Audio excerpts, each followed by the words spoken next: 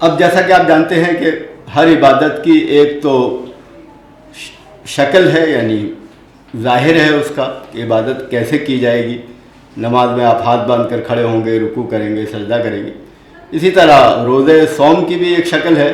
شکل یہ ہے کہ دن بھر آدمی، یعنی جب سحر طلوع ہو جائے، جو کہ سورج نکلنے سے 1.25 گھنٹے پہلے کا وقت ہوتا ہے، تو اس وقت سے لے کر سورج ڈوبنے تک آدمی کھانے پینے سے اور اپنی خواہش پوری کرنے سے بچا رہے. تو یہ تو اس کی ظاہری شکل ہوئی، یعنی جو ویزیبل شکل ہے، جو آدمی محسوس کر سکتا ہے وہ ہے. تو جس طرح نماز کی ظاہری شکل میں کھڑے ہونا، رکوع کرنا، سجدہ کرنا شامل ہے، لیکن اس کا جو مقصد ہے وہ اللہ کی یاد ہے. اسی طرح روزے کی ظاہری شکل کھانے پینے سے اور خواہش پوری کرنے سے بچنا ہے، لیکن اس کا جو مقصد ہے وہ تقویٰ پیدا کرنا ہے. یا ایھا الذین آمنوا کتب علیکم الصیام کما کتب علی الذین من قبلکم لعلکم تتقون، یعنی تم پر روزے فرض کیے گئے جس طرح تم سے پہلے والوں پہ فرض کیے گئے تھے، تاکہ تمہارے اندر تقویٰ پیدا ہو.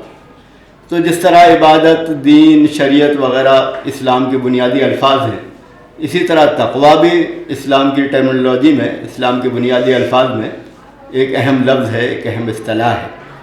تو تقویٰ کے معنی یہ ہے کہ آدمی گناہوں سے بچے، یعنی اللہ کی نافرمانی نہ کرے. یہ تو اس کے معنی ہے. اور اس کا جو محرک ہے، موٹیو ہے، یعنی کیوں بچے گناہوں سے؟ تو اس لیے بچے کہ اس کے اندر یہ احساس ہو کہ مجھے خدا کے آگے جواب دینا ہے، مرنے کے بعد خدا کے سامنے جانا ہے. تو سینس آف اکاؤنٹیبلٹی، جواب دہی کا احساس، یہ تقویٰ کا موٹیو ہے، محرک ہے، یعنی جو تقویٰ کی بنیاد بنتا ہے. اور تقویٰ کی جو شکل ہے وہ گناہوں سے بچنا ہے.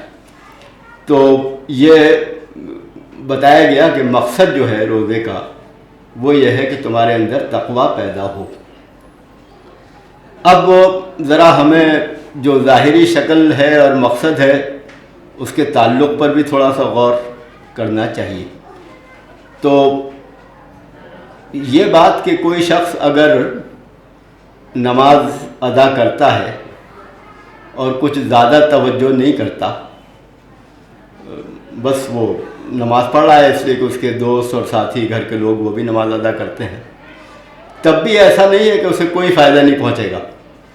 اسے فائدہ تو پہنچے گا، اخلاقی، روحانی، اور اللہ سے ہم یہ بھی توقع رکھتے ہیں کہ وہ اس کی نماز قبول ہوگی، اسے ثواب ملے گا.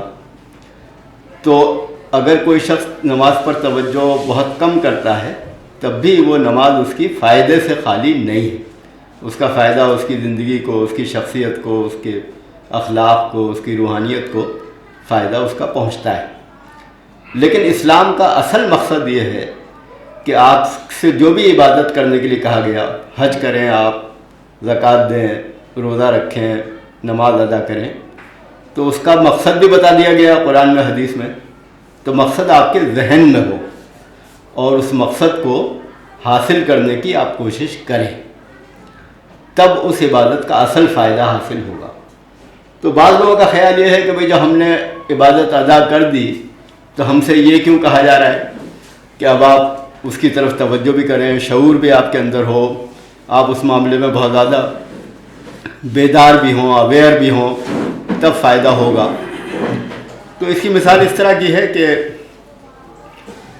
ہم لوگ اسکول میں، کالج میں پڑھتے ہیں، پڑھاتے ہیں، تو اس کا ایک تو سسٹم ہوتا ہے، ظاہری شکل ہوتی ہے.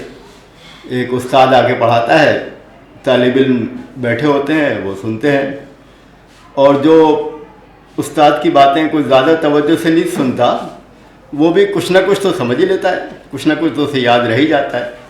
تو یہ بات تو اپنی جگہ صحیح ہے کہ جو آئے گا کلاس میں، وہ ایسا نہیں ہے کلاس میں آنا اس کا بالکل فائدے سے خالی ہے. لیکن اگر وہ اس کا واقعی فائدہ حاصل کرنا چاہتا ہے تو اس کو توجہ کرنی پڑے گی، اٹینٹیو رہنا پڑے گا، اسے سوچنا پڑے گا، اسے توجہ دینی ہوگی، وہ اویئر رہے گا، باشعور ہوگا، تبھی فائدہ حاصل ہوگا. اور وہ یہ نہیں کہہ سکتا کہ بھائی میں تو حاضر ہو گیا، اب اتنا ہی کافی ہونا چاہیے، مجھ سے یہ مطالبہ کیوں کیا جا رہا ہے کہ میں اپنے ذہن کو بھی حاضر رکھوں اور اپنے دل کو بھی متوجہ کروں.